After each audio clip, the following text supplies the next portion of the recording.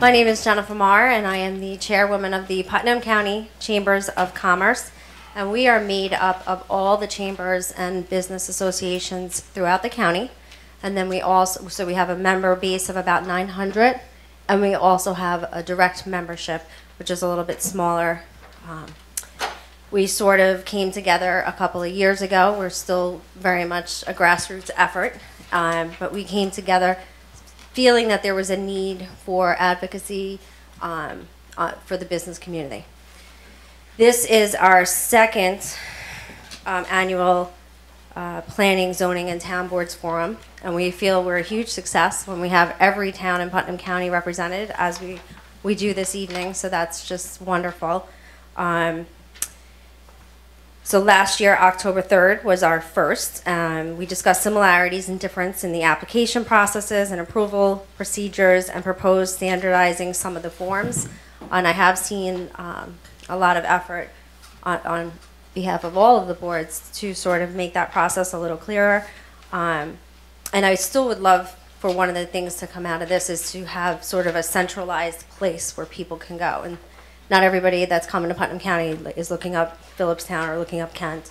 So hopefully we can be that medium for that to take place. We clarified the responsibilities of the planning and zoning boards in the approval process. The rule on policies set by the elected officials, town boards, and mandated requirements from federal and state government.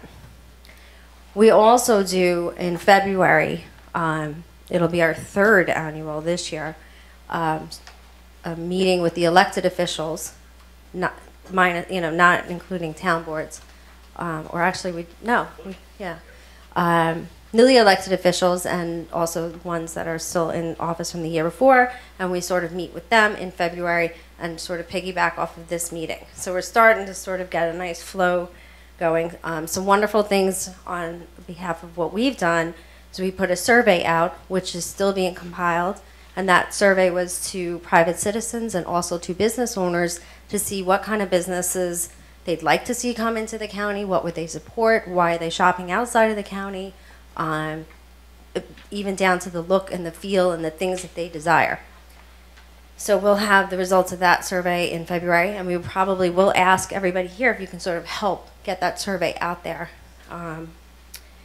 And the other thing that came out of it is a business industry cluster task force. So we put together a group of business owners throughout the county, and we've been meeting since early summer 2012. And we're going to get into that in a little bit through my report.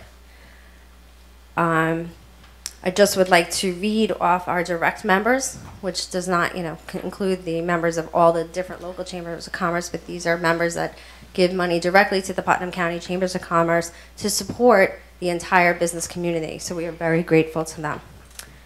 These are our founding members: 524 Realty Group, Al's Logging and Tree Service, Anna's Airport and Limousine, Boyd Artesian Well, Central Hudson Gas and Electric, Chase Media, Entergy Corp., Excel Printing, Hudson Valley Federal Credit Union, J. Mark Jewelers, Laborers International Union, Matteo Multimedia Inc., Mayapack National Bank, Medical Management Corporation of America, MetLife, Millennium Printing and Graphics, New York Business Development Corp., Oscom, Positive Productions, Professional Financial Services, Putnam Hospital Center, Rev Design, TD Bank, Westchester Residential Opportunities, Inc., and Whispering Pine Garden Center.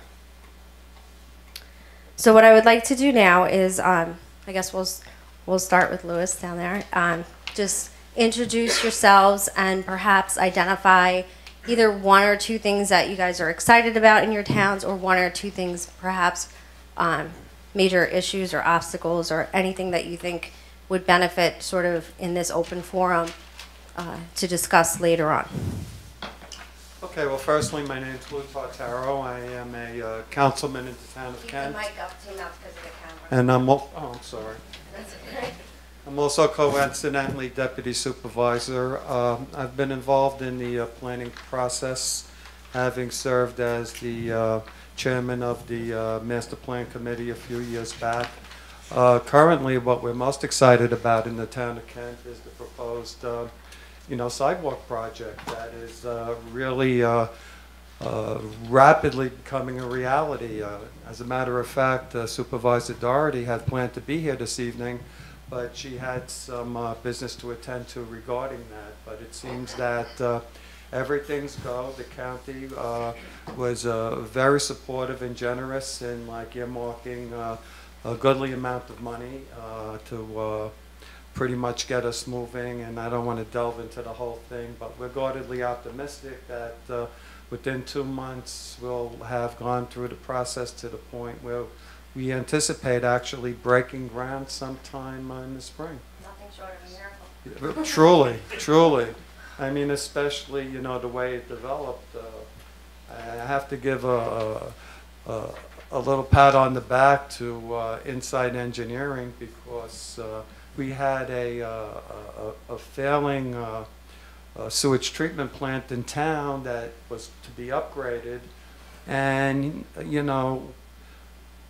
difference between just repairing a treatment plant to service, let's say, 20 to 40 units, as opposed to servicing the whole thing in economy of scales. It was only twice as much, and it really made a lot of sense to move forward with that at this point in time. Excellent. So that's basically it. Okay. Thank you for being here. Hi, I'm Bob Zubricki, and I'm the president of the Town of Southeast Cultural Arts Coalition. We're a local not-for-profit. We run the Studio Around the Corner space at Old Town Hall on Main Street in Brewster. That's located right underneath the Southeast Museum at Old Town Hall. And we are also trying to get the theater reopened on the 3rd floor, which is something we've been working on for a few years now. And, we see the light at the end of the tunnel, and it's very exciting that the Putnam Chamber is looking at arts and culture to drive business. I think that we see that type of scenario time and time again in many towns in the area, and we look forward to working with you to see that happen in Brewster. We've already seen thousands of people come to downtown Brewster to our gallery shows and performances and events, and we look forward to working with you and, of course, the town of Southeast to get this to happen. Excellent. Thank you for being here. Hi, Jen, thanks for having all of us here. I'm Lynn Eckhart. I'm a councilwoman in the town of Southeast. I'm really excited about the thought of cultural arts and exploring that. I'm also excited to say in the town of Southeast we're working with the DEP to open a trail for everyone within walking distance of the village, which I think will be a real asset and complement the bike trail and everything else that's going on. So I think where the country begins, certainly may seem a lot more true on the western side of the county. I think we're trying hard in Southeast to get some balance, and I think the cultural arts are a terrific way to go. And thanks. Thank you, Lynn. Hi, I'm Wendy Wetzel. I'm from Putnam Valley, Councilwoman, and I'm glad to be here with all of you. We're always looking for new and creative ideas. We are always in the process of looking to re-energize our town center. At Oregon Corners, we have a very good group of people who are really on top of it and doing the kind of research that we need to see what's going to make it grow in the way that we want it to grow. There's a lot of work that has to be done yet, and again, I think it's really important that we do reach out to the community and find out what kinds of businesses they would support, because we happen to be very close to the Cortland Town Center and the Jefferson Valley Mall, which becomes very competitive for us. So we have to find our unique place with that. And the other thing I was just going to say throughout the county is that I don't know if there has been any kind of list of assets when you're thinking of assets, meaning lakes, archaeology kind of things, old historic buildings. Do you know what I mean? Absolutely. that will at least tell us throughout the entire county all of the things that, and Putnam County is gorgeous, absolutely gorgeous. And as I said, I don't know if we have yet a list of assets that we can look at throughout the county that we can, you know, really promote, saying when you come to the county, these are all of the things that are available to you. I mean, Phillipstown and the you know, all of the lake areas are just absolutely gorgeous, and the falls, and you know, anyway, it's just something that I think that would be good for us to move on and explore as well. We do that in Putnam Valley all the time as well. Great. That's definitely something that we're going to talk in our, when we go to an open forum. Good. Very important. Thank you for being Thank you. here. Okay. There's another mic here if you want to. Hi, good evening. My name is Tom LaPerch. Actually, I have a unique kind of situation here tonight. I'm representing the town of Southeast as the chairman of the planning board, but I just came from a 2-hour meeting as chairman of the Putnam County Economic Development Board. And I can answer a lot of your questions because my sense is that the new county executive's all in about promoting this kind of an agenda, and cultural mostly. And I think the Libby Pataki hire was a very smart one in terms of promoting the region. So I kind of sit here a little different. I see the challenges as a planning board member and chairman, that we have challenges to promote economic growth with the DEP regulations, but I think there's other assets we need to kind of refocus on and get going on. And I think on a county level, and I'm not talking out of school here, but we have an opportunity now to hire a new president of the EDC, and we had a very spirited discussion about what that new president will be doing, and the role and kind of the vision that not only the Economic Development Board has, the county has. They're hiring a new county planner, so everybody has a seat at the table. So there's a lot of exciting things going on right now that I think this is a very timely meeting for us to kind of engage. And yeah, I can kind of go into my other issues, but I think, you know, the DEP is the restraining factor here, and until we kind of come to terms with that, and there's some enlightening things that some of these that I found out the other day, that there are opportunities to expand the sewer treatment plant flows under the right circumstances, not for growth, but for its failing septic systems. And I think that the reach within each town should be looked at from a sewage plant standpoint, because failing septics qualify as an expansion. So I've been working closely with Lynn Eckert here, the town board, which has been great. Listen, we're open for business in town of Southeast. We've been closed for 4 years. The new administration and the board are now all about let's do some good things. And over the last 3 years, there's been 10 initiatives by the planning board to open up the open for business sign, but controlled and smart growth. And thanks to Lynn Eckert and the board. So I can ramble on forever, but I think this is a very timely meeting. And Rich, I think it was a very well written report, and I think there's a lot to jump on. Absolutely. Thank you. Hi, my name is Tom McNulty from Patterson Town Planning Board. And some of the issues Tom touched on are, I think, what's important in our town. We have some commercial sites, industrial sites that are older and need to come up to standard, and the DEP and wetlands seem to be the issues, and that's the biggest thing. We have people knocking on the door, but we can't get them in for certain issues. And I think that's our biggest issue right now. And I'd like to see Front Street develop a little more in Patterson.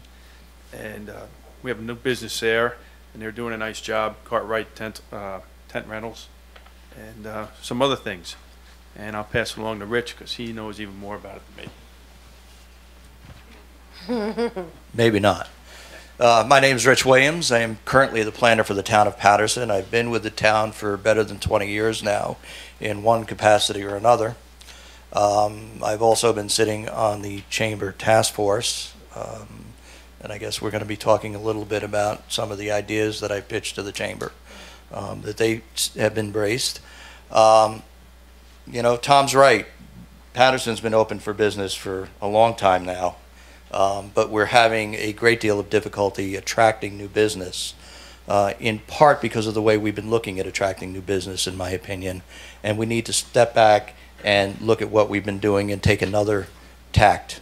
And that's what we're proposing here tonight. Thank you. My name is John Malloy. I'm from the Carmel Planning Board. I'm surprised there aren't more people here tonight from Carmel, but I'll speak for the town as best I can. We've noticed lately that a lot fewer vacant stores in town. Business seems to be improving. I noticed that people who would bring their dry cleaning to work in White Plains are now using the local dry cleaners. Gas stations in town are busier. People are staying more local, and I like that. I also noticed Ken Schmidt spoke at a town board meeting not long ago, spoke to Greg Ball about municipal parking. And I thought that was an excellent idea. Downtown Mayapack, anyway, there's no municipal parking. So every lot has a small building and a big parking lot. And if we could eliminate those parking lots and centralize one municipal lot and then build buildings where where the parking lots are, it'd be a lot more taxable property. Otherwise, our town board is very cohesive. Businesses are moving to town. We still have some big properties that need tenants, but things are improving. Things are looking up. I just got back from Ireland, and in Ireland they have a competition between towns, and it's called the Tidy Town Competition. And Where's your brogue? my brogue is back there, but the towns compete on various levels, and it's beautification of the downtown area, opportunities for people to recreate in the middle of town, parks, and so I'd like to see, maybe we can have a Tidy Town competition here in Putnam County. Thank you. Hi, Mike Leonard, new chair for Phillipstown. I think some of the clear challenges for our town is, first, we just adopted a new zoning code. Those of you that have gone through that realize the difficult task that is. And obviously, to try to show to businesses that you are business friendly, I think there was some apprehension when it was going in. There were an awful lot of workshops and meetings, but I think this last year has shown for businesses that have come before us that we are very pro-business. We are looking to try to help them in any way possible, and I think they're realizing that the new zoning was not a monster and stopping them from going forward. Barbara Scucciamaro, our new county legislator, will discuss a little more, which I think is a critical thing for our town and probably others as well, and that's tourism. And I think that's a big challenge for us coming up. Thank you. Hi, as Mike just said, Barbara Scucciamaro, newly elected county legislator. I'm very excited to be here. Thank you very much for hosting this forum. I think all of our towns share a lot of the same issues. Economic development is vital, and yet preserving our communities. The character of our community is utmost important for all of us and our constituents. Wendy, I know you mentioned kind of bringing everybody together and showing them what we have to offer. And Libby Pataki has been working on a website that lists all of our hiking trails and our lakes and our cultural arts. And she's doing a fabulous job. So if you go on the website, I think you can see that. But I know we really need to support our local businesses. That's vital to us. And I'm really looking forward to finding out some, solving some of their problems, because they're the heart of our communities, and we need to support them. And that's about it. And here's next. Thank you. I'm Mary Ellen Finger, and I'm on the Phillipstown Planning Board, and I'm on the Putnam County Ag Protection Board as well. And I have to say that the Cold Spring Farmers Market is a real good example of how the local born movement can really help local business as well, because we have a lot of local farmers selling artisanal products at that market, and it draws people from all over quite well. So I'm definitely supportive of small agricultural ventures, and I have to say our new zoning that we worked on has a separate chapter on protection of agriculture that really helps young starting farmers and gives them a leg up in getting their businesses started. Hi, I'm Craig Paper. I'm with the zoning board in Carmel, and I'm new to the board, approximately 6 months. I thought the agenda was interesting tonight. I like the idea that towns working together, and I think we all need to really be focusing on economic development and tourism and the whole environment that surrounds us. So I'm looking forward to learning today. Thank you. Great. Bill, you want to introduce yourself, and then we'll go to Steve? Hi, I'm Bill Nolk. I'm the president of the Putnam County Chambers of Commerce, and I just kind of try and make things happen. Thank God for him is all I got to say. Steve? Well, you're the county there.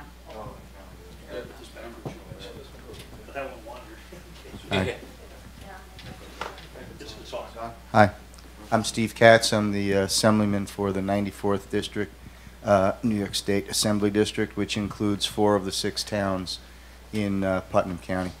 I am a strong proponent of economic development one way or another in Putnam County. The direction that you guys take is going to be up to you. I'm here to do whatever I can to help facilitate the decisions that you guys make on a state level.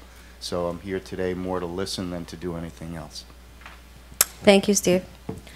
So I'm just going to give you a little quick report on the study that you have in front of you, which was authored by Rich Williams. And I thank you so much for that, because I know you went above and beyond, number one, in being on the committee, but taking your time to put this together is fantastic. So we decided to put together this industry cluster task force, and if you know me, you know I'm one of the least patient human beings on the face of the earth, and I kind of feel like I've sort of been spearheading a lot of efforts in the business community for about 5 or 6 years now. I was the chairwoman of the Mahopac Carmel Chamber of Commerce. I worked on municipal parking, probably didn't earn any money for a year, just working on getting municipal parking, and we had money earmarked, and that all fell through. And so I guess when I came forward to be sort of ex officio on this industry cluster task force, I came about it with sort of a frustrated attitude. And tired of just hearing what we can't do, what we can't do. So sort of my angle in going into it is, what is the low-lying fruit? You know, what can we attract here to Putnam County? Because, and then even out of that meeting, even going to that level, okay, so let's identify what all the different industry clusters are that exist in the Hudson Valley region, and then sort of narrow it down from there. And so if you take into consideration that our lack of infrastructure and our restrictions with the DEP eliminate quite a lot of things, we besides what we're going to report on, one of the other clusters that we identify would be sort of business services or IT. And one of the biggest obstacles there was also a lack of high-tech communication in the county, which is definitely, we're not going to focus on that today, but I can tell you that going forward, Steve, I've spoken to you about it. I will be speaking to the county legislators, because here's another situation where everybody just goes, oh, there's nothing we can do about it. I don't buy that. There is something we can do about it. I'm not the one to come up with the solution, but I do think we need to figure out a way to put pressure on the providers to get us up to speed. We are in like a hole. Connecticut, Westchester, Orange County, Rockland County, Dutchess County, everybody has high-tech communication but Putnam County. So there's a whole nother cluster there that we could be attracting here that do not need huge change in the infrastructure and could be very friendly to our communities and not sort of ruffle our way of life. And we are not able to access them because of the lack of high-tech communication here in the county. So that being said, we felt like we really wanted something that we could focus on, take a bite into and move forward. And what we plan to do with this report is actually raise some money and go out and market to these businesses and get them here for all the different towns as a countywide effort, not focusing on one town or the other. And I have to commend every single town has come full circle in the arts and culture and tourism in the last couple of years. I mean, just bravo, really fantastic. And I grew up in Bay Ridge, Brooklyn, New York, and Staten Island. Staten Island's unfortunately finally on the map now, but there was just always different things to do. You walk outside your door and you just didn't even have to leave. And I sort of get that sense of community and sort of village in all the different towns now, and I think that that's wonderful. So what we want to do is sort of just create some synergy on that and take it to a really high level. So I'm just going to read briefly a little summary of this, and then we're going to open it up to discuss all the things that you talked about and also sort of brainstorm how we can achieve to really make each town a place that businesses want to open, feel like they're going to be supported, and they're going to be able to sustain. So it was believed that by focusing on promoting one or more specific types of industrial clusters, the 6 towns and the county can make better use of our limited available resources, increase our success at attracting new businesses, and this would lead to an increase in economic vitality for the county and create a more stable commercial base. Stable being the key word. It was discussed many different types of business to promote as business clusters, and 2 of the business clusters that the task group focused on to promote in Putnam County are arts and culture and commercial recreation activities. In order to promote business clusters in Putnam County, the appropriate class of businesses that will thrive in the existing framework, that being that low-lying fruit, must be identified, and the necessary support structure for the chosen business class must be put into place, and that's where we come in. This support structure includes public policies, such as financial incentives, infrastructure improvements, regulatory reform, marketing, public and private partnership ventures. That's uncharted territory. Arts and culture and commercial recreation activities, these classes of business clusters fit with local zoning over the past decades, which has focused development within the county to a great extent on residential growth. These 2 classes of potential clusters are ones that would play into Putnam County's current focus to promote tourism within the county.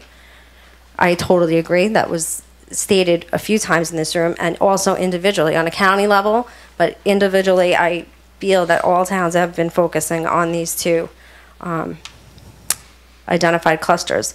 The business class of arts and culture would include activities such as theaters, dance companies, museums, galleries, movie projects, libraries, sculptures, music venues, orchestras. Also included in the category are craftsmen and artisans and activities such as woodworking, glassblowing, pottery, jewelry. The second class, commercial recreation activities, are for profit active and passive recreation activities, including athletic facilities, stadiums, sport zones, boating, archery, shooting, baseball, gymnastics, paintball, skiing. In order to promote business clusters for art and culture and commercial recreation, several changes must be made within the local government structure to foster the right economic climate for these clusters to grow and thrive. These changes include having zoning conducive to promoting these types of activities, public and private marketing of both events, and available resources, public investment in infrastructure and facilities, public-private partnerships to promote events and activities. So I think we can start from there. I think you all sort of get the gist. If we can focus on this as a group, I feel, and not be so worried about where everybody lands, and just, it's a small county. So, and part of that is definitely getting the information to a central place. And Libby has done a great job. I was on the phone with her today, and I met with her last week, along with Mary Ellen Odell. And that is a struggle. So it's also up to the individual towns to get that information in, be it to us, we pass it along to Libby, we're going to share back and forth in between websites.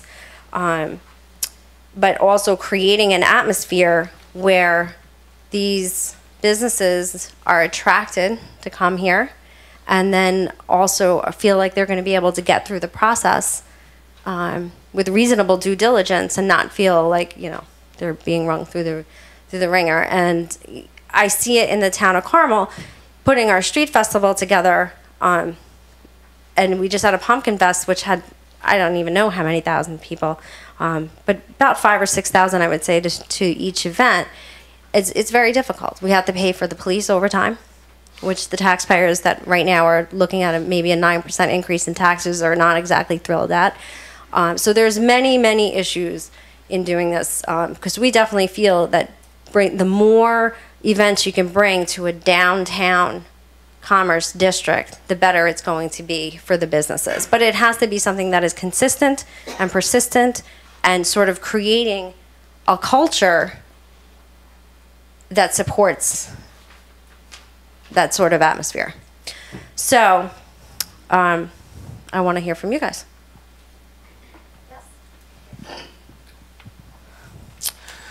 Mr. Katz, I'm going to put you on the spot. The state's broke.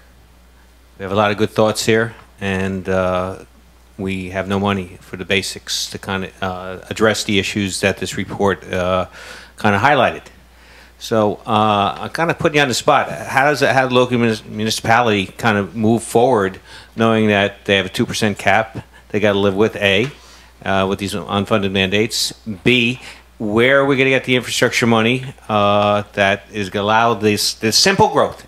When I don't think these ideas are out pie in the sky. These are simple growth issues, and the challenges of the town board. I don't even think it's a planning board issues anymore. I think we're open. All these towns sound like they want to do business, and it comes down to a funding issue here right now. So I want to just kind of put you on the spot for a minute and say, hey, how do we overcome these challenges? And B, is there the dialogue happening with DEP right now to maybe talk about these failing septics that could be included in these within the offset program that we have now, to maybe create some economic viability for someone to have a sewer connection to maybe increase their business or even resell it for a better use? So two-part question. So I sorry to put you on the spot.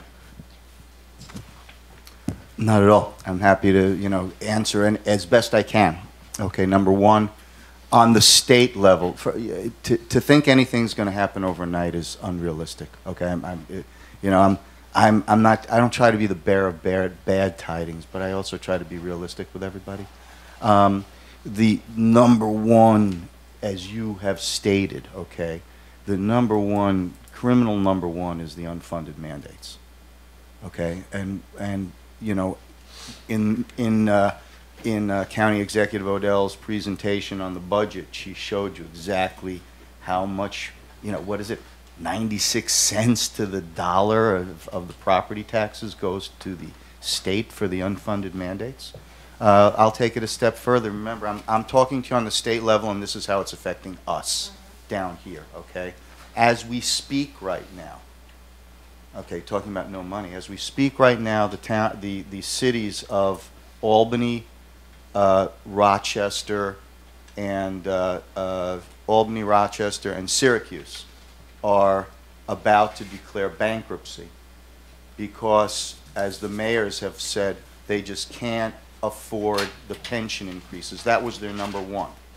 They are in the process right now of negotiating with Governor Cuomo for a bailout.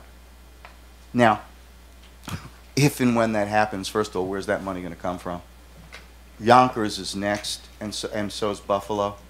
Okay, the slippery slope is here. Okay, this is what I am facing as an assembly person on the state level, which is going to affect us.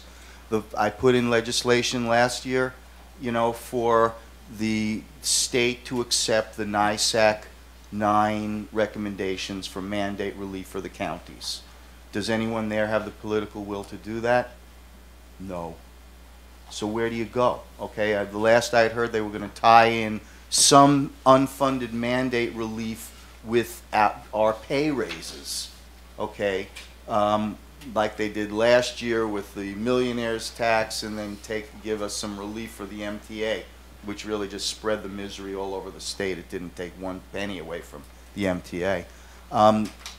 And so that is the most important thing that we need to do, is to, the challenge of the unfunded mandates, because the pensions are killing us. I won't have a satisfactory answer for you until that is taken care of. Or the state outstrip our expenses right now in the form of new revenue. The obvious areas of new revenue are, number one, the gambling licenses, and number two, the extraction of natural gas and oil from the shale, okay, which is now, you know, at this point, accepted in 48 states, has gotten, you know, EPA, you know, okays on it. The, you know, the president is for it, and right now, I personally, I hate to say this, but you want this stuff? Okay, something's going to give. I tell you, something's got to give. Your question is wonderful, well thought out, and the answer is a Gordian knot. Okay, to think that we're going to get you relief today based on unfunded mandate, the state accepting responsibility for this, just like in the way it is in the other 49 out of 50 states virtually. New York is one of those blessed states where they pass it down to the counties. And that's what's killing us. Of course I don't have money for this, for any of this stuff. We've got no revenue. We've got a $3 billion deficit. We're bankrupt, essentially. We're reluctant to use the force, the available abilities of our state to get new revenue sources and help our state, our country, you know, and for every possible reason. That's what you have to think. You know, there's hard questions going to come up. You want this stuff? Well, what do we need to do as a society, as a state? And those are hard questions that you all, and you know, and myself are going to have to make at this point. What do we want to cut? What can't we afford? Okay, because of the expenses that we have existing, because the pensions that we have to, you know, that we must pay as per the, you know, as per, that's what the, you know, what we have down, as per the health costs. These are the things that are killing us. This is why I can't tell you what I'm going to do for you right now. What I'm going to do for you is I'm going to vote for gambling. If the governor has the guts to say the 7 of the 9 spots, I could spend the night talking to you about this. I'll be all for that. And I, quite frankly, right now, will be voting to allow in the most perspicacious, in the most careful, regulated, overseen manner, the extraction of our natural gas and oil from the shale fields. So that's when I'll be able to help you, because maybe then we'll have some money. I'll give you another one. Okay, you want some money? You want some money? Here's another one. 2.5% cut in all New York State government expenses will give us a surplus, I've done the math, of $3.5 billion. $3 billion of which will put us to a zero-based deficit, will be at the break-even point with $500 million extra to do what we want. There's an answer for you. Thank you, Steve. So I think, Tom, I'm going to put you on the hot seat now. Sure.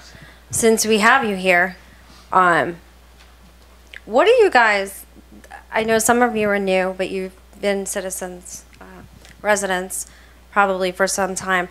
Where do you see the EDC fit into Putnam County? What has the EDC done for you? And what do you need the EDC to do for you? I mean, while everything's going to be fresh, I think having all the towns here having their input on how that's going to be structured is important. So, anybody? Well, I'll just open it up just because I've heard... You got to speak into the mic or we're going to have dead... I'll just open it up because I've heard this from a lot of people. And one of the things that everybody seems to be looking for are pre-approved properties in all the towns, whether the town boards take the lead and... shovel ready. Huh? Shovel ready. Shovel ready. Pre-approved, shovel ready. I love pre-approvals, though. So right. I'm a real but, you know, getting something that's marketable right off the bat so that when somebody comes in, they don't have to start from the get-go, but they have a piece of property that's ready to go. And I don't know how that works, how well the town boards are willing to step forward and be leading agencies, if that's what it takes, or whether or not the planning and zoning criteria are such that, you know, it's viable right now, or if it needs changes and adjustments in the rules. Can I answer that? Yeah. Okay. First of all, Putnam County's home rule, so I don't think that the county's going to be able to step in and say, all right, get this approved. So let's be real about that. Okay. So what I think the EDC is moving towards, and I believe it's a good thing, is we have, believe it or not, enough shovel-ready projects that a lot of people don't know about. Okay, I think the message is not out there, and I think the new EDC president will be putting the message out through a better website. And there's an initiative by the Hudson Valley Economic Development Board that is asking every town to participate, send us your shovel-ready stuff, so we certify it. So it is going to be a little label on ready-to-go projects, okay? So there's all good things coming, but at the end of the day goes back to some simple kind of issues, infrastructure issues. Do we have the sewer? Do we have the water supply? Do we have the internet? And I still think we're lacking that, but I truly believe it's not a shovel-ready issue. We have enough sites ready to go, but do you realize how many jobs and deals we lose out of state because of the incentive package that are being offered by our other states? We're getting killed. We're absolutely getting killed. We're not even in the game. And I speak on that on a personal level, as a commercial real estate broker who goes up against on a regional basis trying to get people to buy dirt here. And they say to me, forget it. You don't have the sewer, you don't have the water, and then the goodie bag that's available from the other states, we're not even competitive. So I get a little passionate about that because it's my income. But from a county standpoint, believe it or not, we have plenty of ready-to-go projects, and we have a lot of adaptive reuse buildings in the smaller towns that are available for the market. So it's not the inventory, it's sometimes the message of making sure that everybody knows what's going on there. That, to me, is a website. Those are fixable message issues that we're working on, and the county executive that's hiring a new county planner. We're going to work with the towns and everything. So there is a game plan. It's going to take a while, and if this economy ever turns around, I think Putnam County is sitting in the best position ever in terms of attracting some people if we get some help from Albany and some tweaking as we go along. So I hope that answers your question. Thank you. Yeah, I would like to just follow that up. We actually have, I can think of 4 projects that are ready to go. I think part of the problem, I would agree that some of it's marketing, but we have Patterson Crossing, we have State Line, we have Gateway Summit, there's a hotel that could go in any time. So it's clearly not just shovel ready that's the problem here. Tom knows a lot more about that than I do, fortunately, since I'm only at the town level.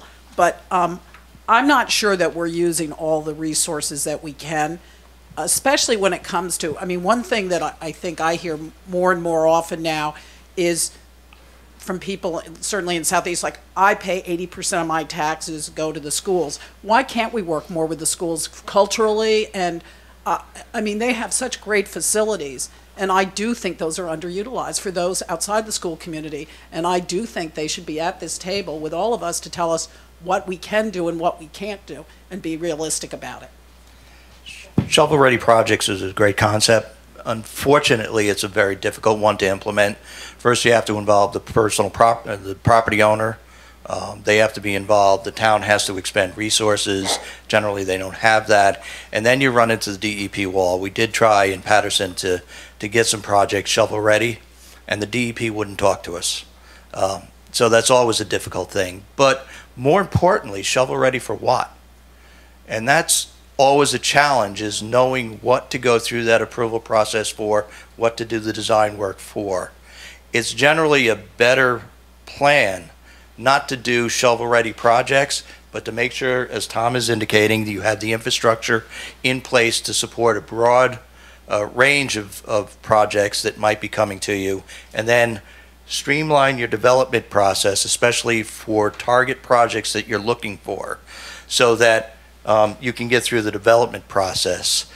I've heard more about the time it takes through getting through the development process than I have about not having shovel-ready projects. And if you can get a project, as we did with Brewster Plastics in Patterson, from beginning to end through the whole approval process, 4 months. That kept Brewster Plastics in Patterson, as opposed to the normal time it takes to get through a project, to get through the process, which is upwards of 2 years. Something like that. Do you realize that the life the lifeline of a project was recently extended a couple years ago to 3 years. At someone has, Rich, correct me if I'm wrong. If you have a project after the brain damage and expense of getting it approved was really 1 year, then it was extended just recently to 3, I believe, and Town of Southeast has 4. So I think that's a little bit of information you can go back to the state and say, maybe we need to extend that lifeline even longer for the purposes of giving these people an opportunity in case that timeline dies. We're already 2 years into a 4-year deal. Okay, and I think that's the little things on the state level, and we were assuming that the projects still comply with the regulations. But the fact that we're this a short timeline of 2 to 3 years of approvals, and then they got to redo it, not fair. Okay, I think that's the little that at minimum the state can help out on a local level. Okay, so that's my recommendation. I echo those sentiments totally. So I keep putting you on the hot seat, but I love having the EDC here. It's been a long time, actually, since we feel like we've had a good participation from the EDC. No disrespect, I think Kevin Bailey's great, but you're moving the position to a full-time position? Well, there's still discussions on the board level, but that's the sentiment that this county needs a full-time president to promote the county and work with the new county planner. So that's the thought process right now with the board. Well, I would definitely write a letter on behalf of the Putnam County Chambers of Commerce to support that position, because you see everybody sort of is working in the right direction, but to have sort of that central medium to go through and to sort of pull everything together and to communicate with the state is just crucial. We agree. So I think that's one of the concepts we're discussing, and it's I think it's going to happen. And once again, Settling Katz. You never answered my second part of the question. What are you doing with the EP? That's a critical infrastructure issue that could be addressed without money. Okay, so I'm not sure when the MOA, the Memorandum of Agreement, is up, but there should be discussion on some level in the state to allow the towns to expand their treatment plan to include failing stage properties without an exorbitant expense to the property owner, because you get brought into a district, all of a sudden your costs go from pumping out your septic tank once every 5 years to an annual fee that could be economically damaging. So I'm looking for the state to say, hey, is there any way to help this situation out? So I would like to see if you can shepherd that issue. Great. Okay. And I'd just like to check in on a couple of issues that we've been talking about. First of all, on unfunded mandates, I would hope that the people in Albany understand that what we need is not funding, but we need fewer mandates. If you start funding the mandates that we've been funding, you don't make the money, you have to get the money, and you're going to have to get it from us. So instead of us paying the way we're paying now, the money is going to come from Albany, and then we're going to have to send money to Albany. So it's not the funding as much as it is the mandate relief. And as far as CDC, did I mention I went to Ireland? All right, I was on the Aran Islands, the westernmost part of Europe. The little islands, there's 800 people live on the island of Inishmore. And when you go around the island, there's a concrete block building that's abandoned. The windows are blown out, it's completely abandoned, there's grass growing up through the blacktop. And I asked what that was. And that was an AT&T building. They got a 5-year deal, reduced taxes, they came in there and they made something there, and at the end of 5 years they pulled out. And I hate to see people giving away taxes, and then at the end of the term, the people move on to get a better deal somewhere else. That may not be true. This may be just a perception that I have, but I have to tell you, I'm not alone in this perception. There's people that think that we're giving away something, and then when that's up, somebody else will give it away to those people.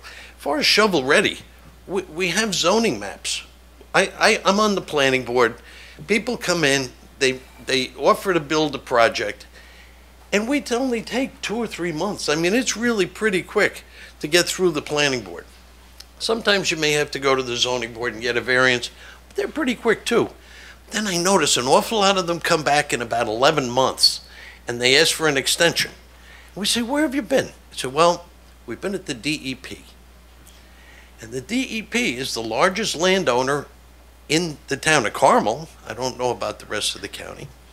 And I know that the DEP, the city of New York, has had a moratorium on tax certiorari proceedings. And that moratorium is going to be up in, I think, about a little over a year. So we could be in for our own fiscal cliff. And I think the DEP would be nice if it was represented, if they were represented here tonight. Thanks. Fiscal cliff has replaced the whole conversation of fracking. I'm not sure that I'm relieved. So I would like to get back to the town board, zoning and planning, just sort of, well, first of all, on this report, as far as the clusters arts and culture, commercial recreation activities, where do you see this fitting into your towns? Any issues or obstacles that sort of we can work out in this forum? Because I believe by focusing on where we can make progress, although I totally agree that there's so much holding us back to what we actually potentially could be, by focusing on what I think we've identified here and you are already identifying, perhaps we can at least have some momentum and some synergy going forward and make it a place where businesses are, there's a natural affinity that people want to be here because we're thriving, even with our small mom and pop businesses. So I'd love to hear from the towns on how you feel this fits into where you're at today and where you want to be in the near future.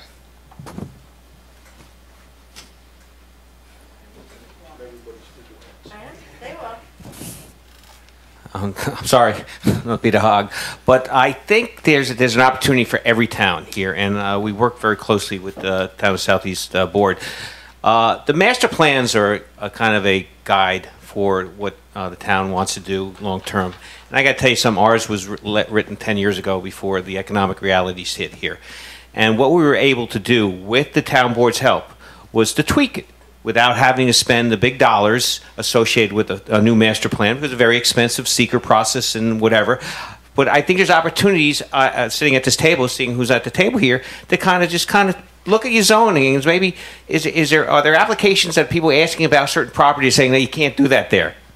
And we happen to have a situation on Fields Lane that we kept getting calls on that people wanted to be out there, but because of a 10-year-old master plan that didn't fit the vision, that doesn't match the vision of the reality now, we were able to work very closely with the town board without redoing the master plan. And I know it wasn't something that everybody thought was a good thing, but at the end of the day, we were able to tweak the zoning to allow different uses out in that zone to bring businesses in. And we just had 2 applications come in. One was the gentleman was thrilled that he can move forward. Another one's considering it based on the price. But it was working with the town board to say, all right, it's not working. That area is not working. It's not 1999 where we thought we could put office buildings in there. It's calling for something else. So there's an opportunity for each town to say, hey, let's look at our master plan in a kind of a more finite way. They say, this doesn't work, Can't we do without having to spend the big dollars to redo the whole master plan, but in keeping with smart growth? So I think there's a tremendous opportunity right now for everybody at this board to go back and say, maybe he's right. Maybe the Route 52 corridor like happened over there. Maybe we need to revisit what those uses are. Maybe to invite more people. Now there's sewer down here. Boy, that opens up a lot more. So those are the kind of things, I think, the dialogue that we need to kind of start engaging on a town level. Totally agreed. Let me break in and I'll stir things up from my side again. Just one of the things that we talked about in culture and the arts and recreation is the need for some type of casual hospitality services. We talked about, you gotta be careful how you say that, but hotels, or specifically we were talking about bed and breakfasts. And one of the issues that we bandied about in our task force was the, I guess, hesitation for many towns of zoning and allowing bed and breakfast type operations for fear of several things. But one of the things that you could put in, hopefully very easily, is some restrictions in your zoning that would limit the time of stay or something like that to make it a very specific bed and breakfast type usage as opposed to any longer term hospitality As usage. opposed to low income housing, let's just say it. I did say, okay. So I just throw that out as just something to start stimulating the concept of, hey, come to Putnam County, and if you want to stay overnight, we've got a place for you. And maybe as we build some of that, then some of the additional larger hotel accommodations might start to take place. Well, while I agree, and I want to hear from Lynn on this because I know you've been there, you'll tell us. But while I agree with that, I think that we have to first successfully become a place where people come to. I don't know that necessarily we can support. I don't want to come out as being anti-hotel and anti this stuff because it's not what I'm saying. My concern is to be able to do the demographics support it currently. So the more we push towards making this a place where people want to come visit, and in turn that's going to, you know, give a shot in the arm that the local businesses need, and that will attract more businesses, we'll have more of a need for that. So it's sort of a catch-22. I get it. But Lynn, I'd love to hear from you on this. I agree. I think there is an area that's even shovel-ready for a hotel, and it hasn't gone in, and the reason has to be economics. It's not, I mean, if we were attracting hotels, there'd be even more applications for hotels, even though there's one in front of us in Southeast. I also, and I don't want to hear lots of booing and hissing, but I actually think the DEP can be more of an asset than a liability. I think Tom brought up a really good point, because no matter how you feel about the environment, you do not want failing septics. You don't want that. So if plants can be, especially, for example, on the 22 corridor where there might be some problems, if those plants can be brought up to speed, and that is a good thing, I think, especially if you're prepared for the growth and if you have a good plan in place. I also think the DEP has helped keep this county rural. In some areas, I think we might be a lot more overbuilt in Southeast without the DEP. I think working with the DEP, getting trails open, which we're trying to do, can attract business. And I think, for example, the village of Brewster, and I'd love to hear from Bob. I think he knows so much culturally of what's going on. We had a film festival this summer. That was a really big hit. We're going to do it again. We want to bring people to the downtown area, and I think that's the way we're going to do it. And I think attracting people to live is so important, and younger people. And when you have an opportunity for walking trails within an urban setting, I mean, that's just a huge plus. And when you have cultural arts, so I'd love to turn it to Bob just for a second, because I think, I mean, I know other areas, and I know Phillipstown has a lot of this, but I think it's really important to get where we're trying to go. And when you, from earlier, when you're asking what the EDC and the Chamber can do for us, I think what I've seen from listening to this discussion and from the last meeting with the grant workshop, so much of the discussion is on big projects and huge shovel-ready projects and and truck transfer stations and things like that. I think if we do come back to the towns and the downtowns and the arts and cultures, if we want B&Bs to thrive, like Jennifer was saying, we have to get people here. We have to have a reason why they'll come. If it would be the trails along the reservoirs, if it would be, you know, having a theater opened in downtown Brewster, other arts and culture things, anything that can be done to facilitate that. The town of Southeast has been great in working with us in trying to get the theater renovated, and you know, we've got a long ways to go, but it's going to happen. It's just a matter of how and when. And as far as the other things, I know Patterson has a wonderful gallery there. You know, we have our gallery downtown. Bob Dumont did the Village of Brewster. We have one in Mayapack now. Yes, I've heard. Very exciting. Yeah, and Bob Dumont spearheaded the Village of Brewster Film Festival, which was extremely successful this year. So with all that and anything to encourage, whether it be through publicity or, you know, small fundings, it doesn't have to be anything major, but those are the things to grow. I think they're very important. And what we see a lot in the town of Southeast and a lot in the Village of Brewster, a lot of volunteers. A lot of people are extremely dedicated and determined to make something happen and to bring arts and culture there. And so that in conjunctions, you know, we don't have a university here in Putnam, but like we're working with Manhattan School of Music. We're bringing students up to perform here. We'll be working with Bard College. We'll be working with other universities, Westchester Community, to bring programming here. You know, so we're doing this on a volunteer basis at this point, but hopefully it will grow into something more. And so whatever you can do to look at helping helping organizations like ours, I think would be great. And I understand big business helps, and that's where a lot of the big money comes from. But I think we need to focus on some of the smaller grassroots things.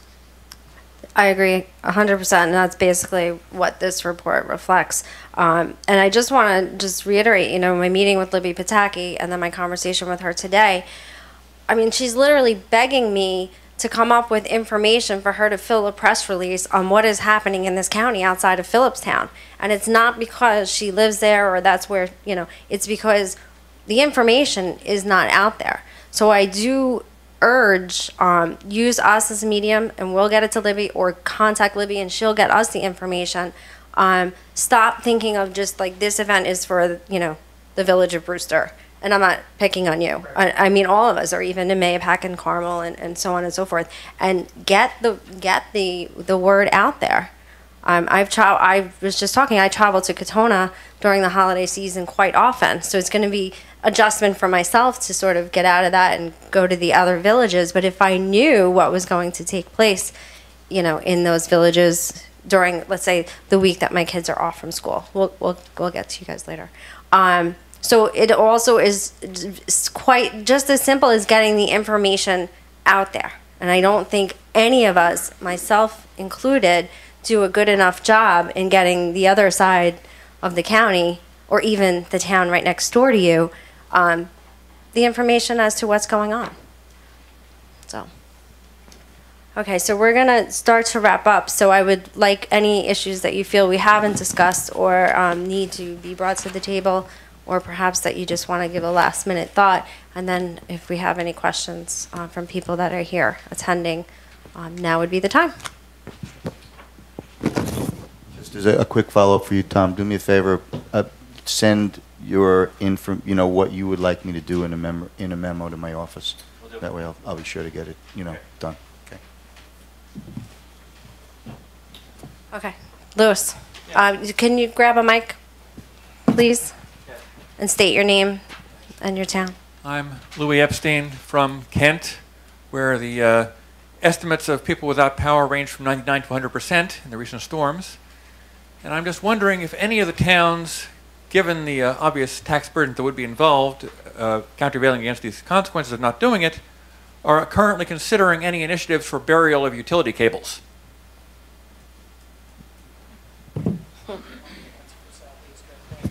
I'll answer for Southeast quickly. No, that's not something we're looking into right now. I personally don't think any town is looking into it. Yeah. It's extremely expensive. I know the power industry, it is a very expensive proposition to build. And with the rock and everything we have up here, it's very, very costly. As far as underground in Patterson, we require new projects to be underground as much as possible, but nothing for the existing. One other asset I don't think anybody we spoke about, maybe they can attend a meeting next time, is Metro North. It's a pretty big asset to our community and no representation. And I think they would be key. It's a big link to a big place.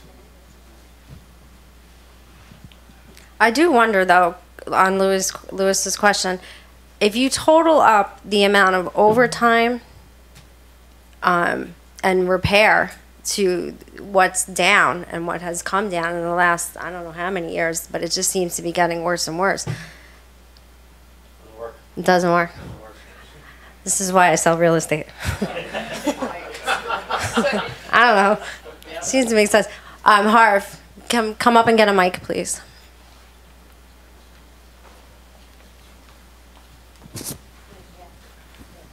Hi, thank you. I just wanted to say hi to Tom and Steve and Jen and Bill, and a bunch of you here know me. For full disclosure, I am a business consultant.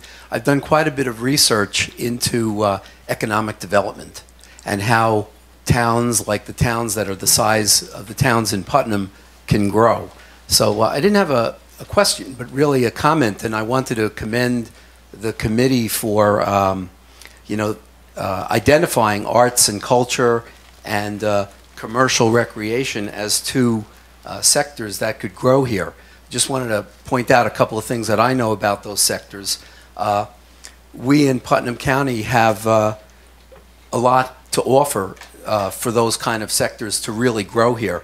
The towns are walkable. You got historic downtowns. You have a lot of we have a lot of natural beauty, proximity to the city, and wealthy communities in the surrounding areas.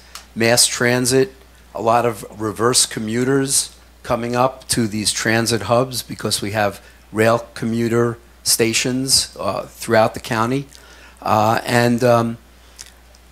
Last week I attended the Urban Land Institute's Real Estate Trends for 2013, and one of the things that they talked about was this newly identified demographic of echo boomers. Echo boomers are what we used to call yuppies. They're from age 24 to 35. They're very mobile, they're educated, and they want to live in places like Putnam County. They're even willing to reverse commute from the city to places like Putnam County for work. One of the challenges that you're going to face, and you may know this already, is that arts and culture and commercial recreation have some challenges. First of all, a lot of those jobs are seasonal, they're low income, they don't have benefits, and they're highly reliant on government for money, subsidies, grants, all those kinds of things. One of my clients is a National Historic Site, so I know about heritage tourism. So it's a difficult sector. It's a wonderful sector if you have something like the FDR Library in your town or the Statue of Liberty. But if it's diffuse over the whole size of the county, it's going to be more of a challenge. My suggestion is what you're going to want to do is identify a third sector that's going to provide some solid jobs to this new demographic, like high tech. The high tech. You missed that. You missed that conversation. No, I know. I heard you said you're not getting fiber in all the places, but I know that even like into this hospital, there is high-speed fiber. So there are nodes of fiber coming in, and there are ways to talk to the fiber companies to get nodes and fiber brought to other places. So, you know, I would just suggest it's like a three-legged stool that you need. You need high tech, which is very doable, and the art sector and the commercial, you know, the commercial. Recreation. Commercial recreational. So, you know, you're on the right path, you know, way to go. If I could just mention one other thing, and I appreciate shovel ready. Shovel ready is really something that is critical. And you can create deed restrictions so that you can decide what you want in the shovel-ready sites that are created. You don't have to just create generic shovel-ready sites and then you get a nuclear waste dump there. I mean, you can create deed restrictions. And I'll give you one quick example. And I've shared this with Jen years ago. Greene County. Greene County has 48,000 people, many of them below the poverty line, yet they very successfully created a bunch of shovel-ready sites. It was a partnership between the county government, their EDC, and one particular town that was interested in creating shovel-ready sites. They went through the planning process, they brought the infrastructure in, and within a matter of a year, they were able to fully occupy hundreds of thousands of square feet of space. So shovel-ready is doable, and you can control it. So, you know, it's doable, but you guys in Putnam County, because I'm not a Putnam County resident, but Putnam County really has a lot of assets. And I'm happy to hear that, you know, you're seeing the light and moving forward. Can I just respond real briefly? When I went to Pleasantville and I saw the Jacob Burns Theater, I was out of my mind. I couldn't believe that we didn't think of doing that up here. We have people from Putnam County going down to Pleasantville every weekend to see the theaters down there. It's low paying, but there's a lot of kids working there. And it's not seasonal, it's year round, and it's a cultural draw, and it will attract people like the echo yuppies, echo boomers, right?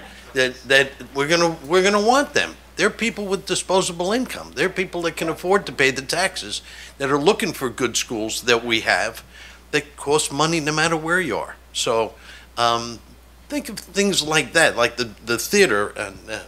And I noticed, Bob, you were talking about performing arts. One of the biggest problems in the performing arts world is a venue because of insurance. Insurance is enormous when there's an actual production going on. I don't have to tell you. Maybe this is where the performing arts and the schools get together, and the school has already insurance on the building. Maybe some partnership can be done. Okay, stop kicking. I'm not kicking you. I'm freezing. It's freezing in here.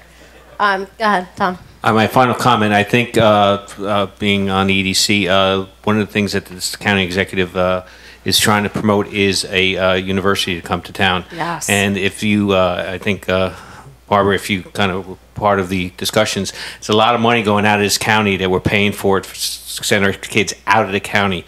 So one of the top 2 economic development initiatives that this county executive is striving for is finding a university to come to town so we can start a cluster in our own right in terms of educational or maybe even theater type of clusters. So I know it's on the radar screen in a big way for the county executive to find somebody to come to town. We have the sites available, or we can grow into them. So as far as another economic development driver, a university is a big time economic driver, and I know the county executive is working very diligently to find somebody come to town to be the pioneer, because there's a ton of money, Barbara, heading out of this county right now that we're paying to subsidize our kids to go to Dutchess and Westchester.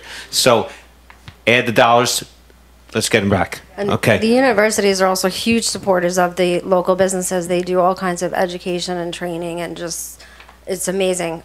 Does the Red Carpet Committee still exist? I don't know.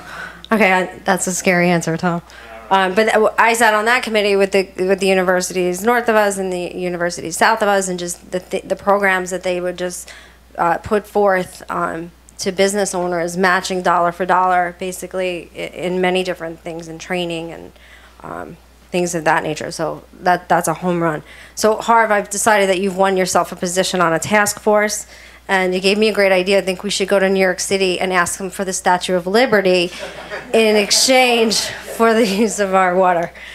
I guess it's too late for that. Oh, crap. We'll take the Empire State Building. Okay, we're going to take one last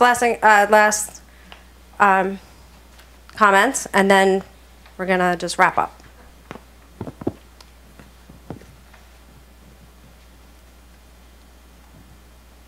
Hello.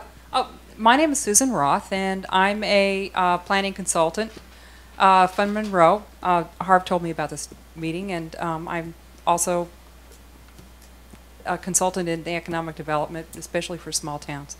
But one of the things that I noticed that maybe that you're not thinking about as far as like high-tech industry is, don't forget that there are a number of high-tech industries that actually don't need fiber optics, and one of them that I can think of off the top of my head is a new industry that involves agricultural sources called Continental Organics. Have you ever heard of that firm? If you would go online and take a look at it. It's called Continental Organics. And what they do is they actually, they're kind of like a synergistic, a synergistic farming operation that operates through those little water tubes that are inside. They grow non-GMO tilapia to kind of like create their organic manure, whatever, to feed the plants, and then they feed them back through tubes, and then they're currently expanding at a really enormous rate. They can't even find enough people to come work for them, and those are high-paying jobs. They require the people that work for them to have some sort of agricultural background, and probably half of their workers have bachelor's degree in some sort of horticultural science. So, and the other thing is I think that when you're thinking about attracting people, as you know, southeast and some of these Brewster and some of these areas are actually bedroom communities, and a lot of the people who come to your communities come there because of the quality of life. And you know, when you're talking about like attracting people from the New York City, don't forget places like White Plains. White Plains is a very big city, and that's an easier reach for you to be able to advertise into White Plains. Come to Putnam and live, because the quality of life is better, and the commute's not that far. It's only a half hour from here. So I would encourage you to think about White Plains as a good place to be able to advertise the benefits of living in Putnam County. Thank you. Thank you very much. Mary, I saw you tense up a little. Well, it's really kind of hard to talk about encouraging agriculture in a very urban and metropolitan area, but I think it's essential for us to think into the future with some of the, weather changes. There is such a thing as food security, and I'm not talking biosecurity. I'm talking about having food available in times of crisis whenever there is a transportation issue. And so anytime you can promote any kind of a business that's providing food on a local basis, and it goes beyond that where it helps develop the community. When you know your farmer, you know who it is that's producing your food. It helps improve the integrity of that food supply. And it provides maybe not the highest paying jobs, but it provides quality jobs in many respects. When you start also thinking about the therapeutic value of small gardens that could be incorporated into senior centers, the local school, Haldane, has developed a farm to school project where they are providing food in the cafeteria where kids are learning actually where their food is coming from. They know what the difference between a squash and a pepper, if anybody's ever seen Jamie Oliver's programs where the kids don't even know what vegetables are or where At their the food comes checkout, from. they don't know what the vegetables are. So I think local agriculture, we've got to stop thinking about it as something that, you don't have to have more than a high school education. Now you have to be smart to be a farmer. One of the most famous farmers in America says that really the smartest kids should be going back to work on the farm. So I'm a big promoter of local agriculture, and you can grow a whole lot of vegetables on an acre of land. And that's one thing that with the topography that we have here, we don't have huge,